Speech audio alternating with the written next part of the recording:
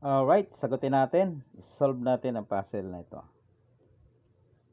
2, 4, 6. 2, 4, 6. O, lamang ang itim. Okay, lahat type yan. Wala pang dama.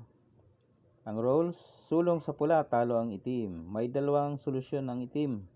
Ang itim. May dalawang solusyon para talunin ang itim. Ang isa ay hindi makakadama ang itim. Sa isa namang solusyon, makakadama ang itim pero talo pa rin. Okay? Pakita muna natin yung solusyon na kung saan ay hindi na siya makakadama. Dito lang mga bossing. Yan. Tapos pakain mo to. Okay, congrats dun sa mga naka-solve, no? Sabay ka dito. Huwag kang dumama sa G's, no? Doon sa 12, straight. Para yung tatlo na yan, harang mo na yan, no? Balik-balik na yan dyan. Harang na yan eh. Kung sumulong yan dyan, kahit ibigay mo na to. Okay, sureball na yan. Pero kung dito siya, wala naman din problema. Kasi haharangan mo lang din naman yan eh. Okay? Ay kung magkamali pa ng sulong, ay hindi talaga nakadama.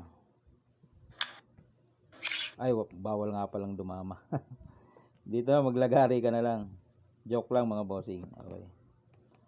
Balik natin. Doon naman sa makakadama siya pero talo. Okay? Nakuha na yung unang solusyon, no? Dito lang. Ito naman, makakadama siya dito pero talo siya. Maganda ang kanyang pagkatalo dito. Ito. 12-7.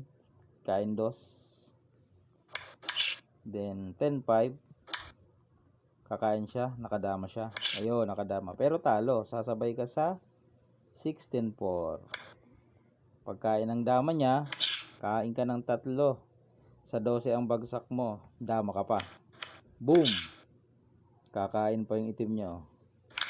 Kain ka sa gitna. Kahit nakadama yung itim, talo pa rin. Kasi, yun nga, maglalagari ka na lang dito. Hanggang sa ibigay na lang ng ibigay. Alright, yan na, dalawang solusyon mga boss, no? Yung isa, entre dama, yung isa, nakadama pero talo. Okay, maganda rin yung solusyon dito. Ganda oh. Di ba? Okay din naman yung hindi siya man nakadama. Okay, yan na ang solusyon mga boss.